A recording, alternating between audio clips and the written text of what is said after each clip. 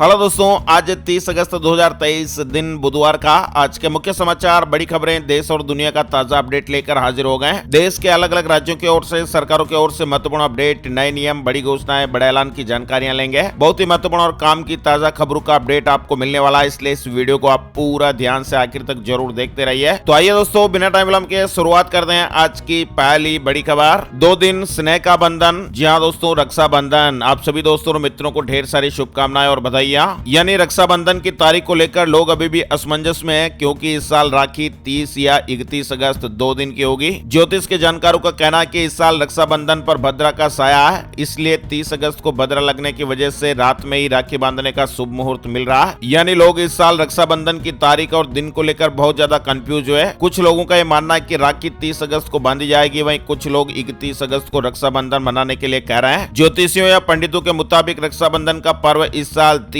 और 31 अगस्त दोनों ही दिन मनाया जाएगा। पूर्णिमा तिथि इस बार 30 अगस्त यानी आज सुबह 10:59 से शुरू हो रही है और इस पूर्णिमा तिथि का समापन 31 अगस्त को सुबह 7:05 पर होगा। और जैसे ही पूर्णिमा की शुरुआत होगी 10:59 पर भद्रा काल की शुरुआत भी हो जाएगी और भद्रा काल का समापन रात 9:02 पर होगा। वैदिक ज्योतिष में भद्रा को अशुभ काल माना जाता है और इस काल में कोई भी शुभ काम करने की मनाही होती है। और तो और दोस्तों, आपको बता दें भद्रा में राखी क्यों नहीं बांधी जाती, इसके पीछे कुछ कारण भी है। एक पौराणिक कथा भी है। ऐसा कहा जाता है कि लंकापति रावण की बहन ने भद्रा काल में ही उनकी कलाई पर राखी बांधी थी और 1 वर्ष के अंदर ही साम्राज्य का विनाश हो गया। इसके अलावा ऐसी भी मान्यताएं हैं, कहा जाता है कि भद्रा शनिदेव की बहन थी। भद्रा को ब्रह्मा जी से यह श्राप मिला था कि जो भी भद्रा में शुभ या मांगलिक कार्य करेगा उसका परिणाम अशुभ ही होगा, इसलिए भद्रा काल को टाला जाता है, शुभ कार्य नहीं किए जाते हैं। अब बता दें आपको राखी बांधने का शुभ मुहूर्त। अगर आप आज 30 अगस्त को राखी बांध रहे हैं तो रात 9:02 के बाद से ही राखी बांधें। और अगर आप 31 अगस्त को राखी बांध रहे हैं तो आपको बता दें 31 अगस्त को श्रावण पूर्णिमा सुबह 7:05 तक है और इस समय में भद्रा का साया भी नहीं है। तो ऐसे में अब आप 31 अगस्त को सुबह 7:05 तक के शुभ मुहूर्त में भी राखी बांध सकते हैं, बंधवा सकते हैं। और इसीलिए इस बार रक्षाबंधन का त्योहार 30 और 31 अगस्त दोनों दिन मनाया जा रहा है। राखी बांधने के लिए कुल 10 घंटे का शुभ मुहूर्त मिल रहा है। रक्षाबंधन की आप सभी को ढेर सारी शुभकामनाएं और बधाइयां। वहीं ओणम की देश भर में धूम, लोग मंदिरों में पूजा करने के लिए पहुंच रहे हैं। 10 दिनों तक ये त्योहार मनाया जाएगा। दक्षिण भारत में ओणम के जश्न का माहौल है। चलिए आगे बढ़ते दोस्तों, अपडेट खबर आ रही है। पीएम मोदी के फैसले की देश भर में तारीफ हो रही है। रक्षाबंधन से पहले करोड़ों लोगों को पीएम मोदी ने बड़ा तोहफा दिया है। कैबिनेट मीटिंग में मोदी सरकार ने बताया कि आज से ही अब सभी को सस्ता गैस सिलेंडर मिलेगा। यानी कि राखी और ओणम पर जनता को बड़ा तोहफा दिया गया है। गैस सिलेंडर 200 रुपए सस्ता किया गया है। घरेलू गैस सिलेंडर के दामों में बड़ी कटौती की गई। कैबिनेट ने घरेलू गैस एलपीजी की कीमतों में 200 रुपए की सब्सिडी देने का ऐलान किया है। उज्ज्वला योजना के लाभार्थियों को 200 रुपए की एक्स्ट्रा सब्सिडी दी जाएगी, यानी कि उन्हें एक गैस सिलेंडर पर 400 रुपए की छूट मिलेगी। प्रधानमंत्री उज्ज्वला योजना के तहत 75 लाख नए गैस कनेक्शन दिए जाएंगे। केंद्रीय कैबिनेट ने घरेलू रसोई गैस सिलेंडर पर 200 रुपए की सब्सिडी देने के प्रस्ताव को मंजूरी दे दी है। 75 लाख नए उज्ज्वला कनेक्शन भी दिए जाएंगे और घरेलू एलपीजी सिलेंडर के दाम 200 रुपए घटाए गए हैं। ये फायदा देश के 33 करोड़ एलपीजी ग्राहकों को मिलेगा। वहीं मोदी सरकार ने बड़ा गिफ्ट दिया, 75 लाख महिलाओं को फ्री गैस कनेक्शन की सुविधा दी जाएगी। चलिए बड़ी खबर है, कैबिनेट में एक और फैसला हुआ है। हर साल 23 अगस्त को नेशनल स्पेस डे मनाया जाएगा। पूरा देश चंद्रयान 3 मिशन की सफलता का जश्न मना रहा है। चंद्रयान 3 की सफलता को देखते हुए कैबिनेट ने हर साल 23 अगस्त को नेशनल स्पेस डे के रूप में मनाने का फैसला किया है। वहीं आपको बता दें चंद्रमा पर जो प्रज्ञान है वो लगातार अपडेट्स दे रहा है। प्रज्ञान को चंद्रमा पर ऑक्सीजन और सल्फर मिला है। अब हाइड्रोजन की खोज में रोवर निकल पड़ा है, यानी दक्षिणी ध्रुव के पास चंद्र सतह में सल्फर की मौजूदगी की पुष्टि हुई है। रोवर प्रज्ञान ने एल्यूमिनियम, कैल्शियम, लोहा, क्रोमियम, टाइटेनियम, मैग्नीशियम और सिलिकॉन का पता लगा लिया है। यानी रोवर ने चंद्रमा पर ऑक्सीजन और सल्फर जैसे तत्वों का पता लगा लिया है। इसरो ने मंगलवार को ट्वीट करके इस तरह की जानकारी दी। ऑक्सीजन समेत 8 एलिमेंट्स मिले हैं। हाइड्रोजन की खोज जारी है। वहीं बड़ी खबर है, 1901 के बाद से इस साल भारत में होगा सबसे सूखा अगस्त। 32% कम बारिश हुई है। यानी बीते महीनों में भले ही देश के कई इलाकों में सामान्य से अधिक बारिश दर्ज की गई, कई जगहों पर तबाही की घटनाएं भी देखने को मिली। बावजूद इसके वरिष्ठ मौसम विशेषज्ञों ने कहा कि इस साल अगस्त महीने में भारत के इतिहास में सबसे सूखे अगस्त में से एक हो सकता है। उन्होंने कहा कि ऐसा 1901 के बाद पहली बार हो रहा है। विशेषज्ञों ने यह भी कहा कि अल नीनो की स्थितियों के तीव्र होने का परिणाम है। वहीं वेदर अपडेट आ रहा है, बंगाल की खाड़ी में एक बार फिर से चक्रवात बनने जा रहा है। 5 सितंबर से ये चक्रवात फिर से एक्टिव हो सकता है, यानी इस समय मानसून सुस्त पड़ा हुआ है। मौसम विशेषज्ञ कह रहे हैं कि आने वाले दिनों में बंगाल की खाड़ी पर एक चक्रवात एक्टिव होगा, जिसके प्रभाव से फिर से मानसूनी गतिविधियां शुरू होगी। 5 से 7 सितंबर के दौरान मानसून गतिविधियों की संभावनाएं बन रही हैं। हालांकि हरियाणा, एनसीआर और दिल्ली पर इसका आंशिक प्रभाव भी देखने को मिलेगा। वहीं आपको बता दें, दिल्ली में 15 दिनों के लिए पैराग्लाइडर, ड्रोन और यूएवी उड़ाने पर बैन लगा दिया गया है। G20 शिखर सम्मेलन से पहले दिल्ली पुलिस ने सुरक्षा कारणों के चलते 29 अगस्त से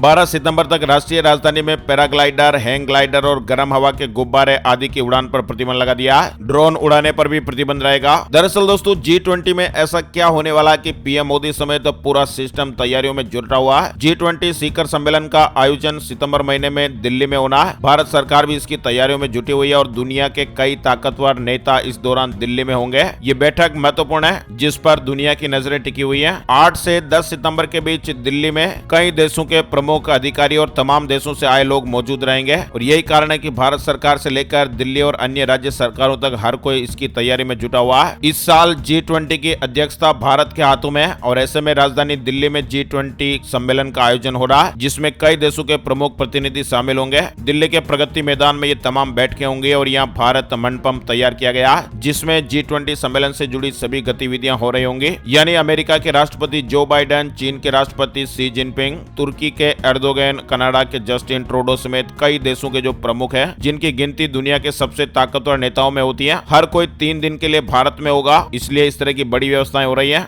चलिए आगे बढ़ते दोस्तों। बड़ी खबर, 100% एथेनॉल से चलने वाली दुनिया की पहली कार भारत में लॉन्च हो गई है। यह फ्लेक्स फ्यूल इंजन से लेस है। Toyota Innova Hycross flex fuel MPV पूरी तरह से इथेनॉल पर चलेगी, जो संयंत्रों से प्राप्त ईंधन है। इथेनॉल को E100 ग्रेड दिया गया है, यानी E100 ग्रेड दिया गया है, जो ये दर्शाता है कि कार पूरी तरह से वैकल्पिक ईंधन पर चलती है। एक दिन में 2 फ्लाइट्स के इंजन हवा में बंद हो गए। दोनों इंडिगो के प्लेन बताए जा रहे हैं। पायलटों ने सेफ लैंडिंग कराई। कंपनी ने कहा कि टेक्निकल इश्यू आ गया। मंगलवार 28 अगस्त को कुछ घंटों के अंदर एयरलाइन के 2 अलग-अलग प्लेन के एक इंजन हवा में बंद हो गए। वहीं सरकार ने प्रमुख रेलवे प्रणालियों को संरक्षित घोषित किया। नुकसान पहुंचाने पर 10 साल की जेल की सजा होगी। रेलवे बोर्ड की ओर से जारी अधिसूचना के अनुसार इस तरह की जानकारी सामने आई है। लोकसभा चुनाव से पहले गुजरात सरकार ने बड़ा फैसला लिया। स्थानीय निकाय चुनावों में 27% OBC आरक्षण को लागू किया है। SC/ST में कोई बदलाव नहीं हुआ है। यानी लोकसभा चुनाव से पहले गुजरात सरकार ने यह बड़ा फैसला लेते हुए राज्य की ग्राम पंचायतों और स्थानीय निकायों में 27% OBC आरक्षण लागू करने का फैसला लिया है। पहले यह 10% था। वहीं SC/ST की सीटों में कोई बदलाव न करते हुए 10% आरक्षण को बरकरार रखा गया। अक्टूबर 2024 में शुरू होगा जेवर एयरपोर्ट, 55% काम पूरा हो गया। एशिया पैसिफिक देशों के लिए ट्रांजिट हब बनेगा। यानी देश के सबसे व्यस्त इंदिरा गांधी इंटरनेशनल एयरपोर्ट से महज 72 किलोमीटर की दूरी पर भारत का सबसे बड़ा जेवर इंटरनेशनल एयरपोर्ट बन रहा है। पिछले साल मई से नोएडा में 1334 हेक्टेयर में बन रहे इस एयरपोर्ट के पहले चरण का 55% काम पूरा हो चुका है। इसे बनाने में 7000 लेबर लगी हुई है। वहीं दोस्तों, राजस्थान में RPSC के एग्जाम में मिलेगा एक्स्ट्रा टाइम। सवाल के जवाब में 5वें ऑप्शन के नियम के बाद समय बढ़ाया गया है। OMR सीट चेक कर सकेंगे कैंडिडेट्स। यानी एग्जाम के दौरान इन 10 मिनट में कैंडिडेट ये पता लगा पाएंगे कि OMR सीट में उन्होंने हर सवाल में आंसर के 5 में से किसी एक ऑप्शन का चयन किया या नहीं, इसलिए समय बढ़ाया गया। वहीं राजस्थान में पार्ट टाइम कर्मचारियों को भी मिलेंगे रिटायरमेंट बेनिफिट्स। गहलोत कैबिनेट ने यह फैसला लिया है। बिजली संकट को लेकर भी मंत्रिपरिषद में चर्चा हुई है। चुनावी साल में गहलोत सरकार भी कर्मचारियों को साधने के लिए कई महत्वपूर्ण निर्णय ले रही है और इसी के मद्देनजर 29 अगस्त को गहलोत सरकार कैबिनेट की बैठक में फैसला लिया गया। अब से सरकार में पार्ट टाइम नौकरी करने वाले कर्मचारियों को भी सेवानिवृत्ति परिलाभ दिए जाएंगे। पार्ट टाइम कार्मिकों को सेवा समाप्ति पर 2 से 3 लाख रुपए तक की आर्थिक सहायता दी जाएगी। वहीं स्कूलों में शिक्षकों के मोबाइल फोन इस्तेमाल पर रोक, पकड़े गए तो कार्रवाई होगी। सरकार ने इस तरह का आदेश जारी किया है। केरल राज्य से जुड़ी यह बड़ी खबर है। केरल सरकार ने राज्य के सभी सरकारी स्कूलों में यह प्रतिबंध लगाया है। पढ़ाई के दौरान कक्षाओं में मोबाइल फोन इस्तेमाल करने पर कड़ी कार्रवाई की जाएगी। यानी सरकारी विद्यालयों के शिक्षक स्कूलों में अब मोबाइल फोन का इस्तेमाल नहीं करेंगे। बारिश से फसल बर्बाद होने पर किसान भाइयों को मुआवजा मिलेगा। सरकार ने 86 करोड़ रुपए जारी किए हैं। पटियाला, जालंधर, लुधियाना, पठानकोट, रोपड़, मोगा, मोहाली और संगरूर जिले में किसानों को मुआवजे के रूप में 103 करोड़ रुपए दिए गए हैं। किसानों को 6800 रुपए प्रति एकड़ की दर से मुआवजा दिया जाएगा। पंजाब सरकार ने किसानों को फसल नुकसान के एवज में मुआवजा देने का ऐलान किया। इसके लिए सरकार ने 86 करोड़ रुपए की राशि जारी कर दी है। जुलाई महीने में सरकार ने किसानों के खाते में मुआवजे के रूप में 103 करोड़ रुपए जारी किए थे। आगे बढ़ते हैं। बड़ी खबर, महिला के दिमाग में रेंग रहा था सांपों में पाए जाने वाला कीड़ा। डॉक्टरों के होश उड़ गए। दुनिया में पहली बार इस तरह का मामला सामने आया। यानी ऑस्ट्रेलिया में एक ऐसा मामला सामने आया जिसने डॉक्टरों के भी होश उड़ा दिया। यहाँ पर एक महिला के दिमाग में जिंदा कीड़ा निकला। निकाला है। महिला को भूलने की बीमारी थी और वह डिप्रेशन में चली गई थी। इसके बाद उनके दिमाग की सर्जरी की गई। ऑस्ट्रेलिया में हुई इस तरह की घटना ने हर किसी को चौंका दिया है। आईफोन 15 सीरीज के लॉन्चिंग की डेट सामने आ रही है। एप्पल ने नए प्रोडक्ट को पेश करने की डेट का ऐलान कर दिया है। अमेरिकी कंपनी 12 सितंबर को एप्पल इवेंट का आयोजन करेगी और इस इवेंट में आईफोन 15 सीरीज को भी लॉन्च किए जाने की उम्मीद है। वहीं लाइसेंस हो या फिर बर्थ सर्टिफिकेट, अब राजधानी दिल्ली में घर बैठे ही एमसीडी से ये 23 तरह की सुविधाएं मिलेगी। डोर स्टेप डिलीवरी के तहत अगर कोई व्यक्ति घर से बाहर जाने में असमर्थ है या उन्हें ऑनलाइन प्रक्रिया समझ नहीं आ रही है तो उन्हें घर पर एमसीडी की सुविधाएं दी जाएगी। Property tax, birth certificate, health, trade licence, 23 तरह की जो सुविधाएं वो घर बैठे मिलेगी। वहीं महंगाई से भी राहत मिलने की उम्मीद नहीं है। दाल और खाद्य तेल की कीमतों में बढ़ोतरी होने का अनुमान है। रक्षाबंधन को लेकर डीएमआरसी की भी खास तैयारी है। 106 अतिरिक्त मेट्रो चलेगी। हिमाचल प्रदेश में आम, बान और पाजा सहित 6 प्रजातियों के पेड़ों को काटने पर पूर्ण प्रतिबंध लगा दिया गया है। लगातार बढ़ रहे अवैध कटान और बाहरी राज्यों के लिए गैर कानूनी तरीके से लकड़ी ले जाने पर अंकुश लगाने के लिए अब राज्य सरकार ने 19 में से 6 प्रजातियों के काटने पर रोक लगा दी है। इनमें आम, बान, पाजा, तूणी, रीठा और त्रियम्बल किस्में शामिल है। हिमाचल प्रदेश में अगले 6 दिन बारिश का अलर्ट नहीं, मानसून की रफ्तार कम हो गई है। हिमाचल प्रदेश में छात्रवृत्ति घोटाले में ईडी की रेड, शिमला और मंडी में छानबीन की गई। 250 करोड़ रुपए गड़बड़ी में कार्रवाई से हड़कंप मच गया।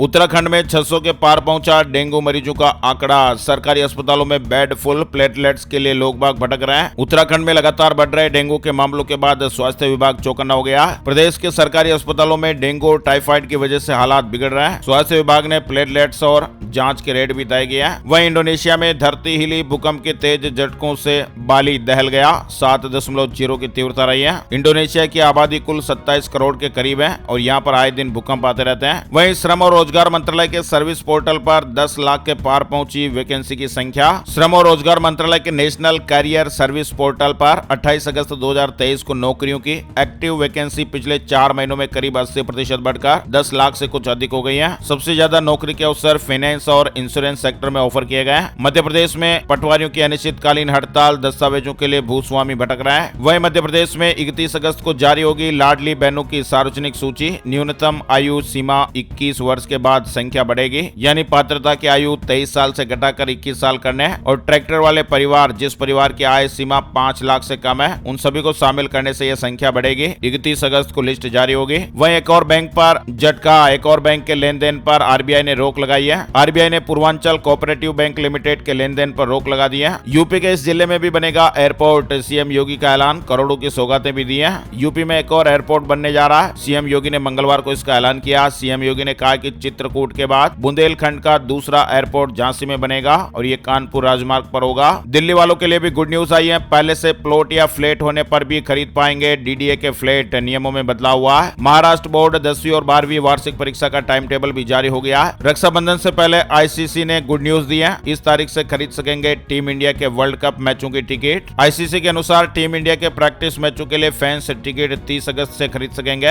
वर्ल्ड कप का आगाज 5 अक्टूबर से होने जा रहा है। प्रैक्टिस मैचों की टिकट 30 अगस्त को रात 8 बजे से मिलने शुरू हो जाएंगे। चलिए आगे बढ़ते दोस्तों, बड़ी खबर देख पा रहे हैं। इलाहाबाद हाई कोर्ट ने अपने एक महत्वपूर्ण फैसले में यूपी पुलिस में सीधी भर्ती के दरोगाओं, इंस्पेक्टरों को प्रशिक्षण अवधि का पूरा वेतन देने का आदेश दिया है। कोर्ट ने कहा कि पदोन्नति में भी प्रशिक्षण अवधि शामिल होगा। कोर्ट ने 2 महीने में इस संबंध में आदेश जारी करने का निर्देश दिया है। यह आदेश जस्टिस अजीत कुमार के सिंगल बेंच ने Noida, NCR, Ghaziabad, Meerut zone, Agra zone, Prayagraj zone, Gorakhpur zone, Kanpur zone, Bareilly zone एवं वाराणसी जोन के विभिन्न जनपदों में तैनात दरोगाओं एवं पुलिस इंस्पेक्टरों की तरफ से दाखिल अलग अलग याचिकाओं पर पारित किया। अब बात कर लेते हैं दोस्तों gold price today, silver price today. सोने चांदी के भाव। सोने चांदी की कीमतों में उछाल देखने को मिला है। मंगलवार सुबह सोने का भाव 58,898 रुपए प्रति 10 ग्राम पर रहा। वहीं चांदी का भाव 73,855 रुपए प्रति किलोग्राम पर रहा है। आईबीजे की ऑफिशियल वेबसाइट पर आपको इसकी विस्तार से जानकारी मिल जाएगी। वहीं बात कर लेते हैं मौसम की जानकारी का ताजा अपडेट। संपूर्ण भारत का 30 अगस्त 2023 का मौसम पूर्वानुमान। स्काईमेट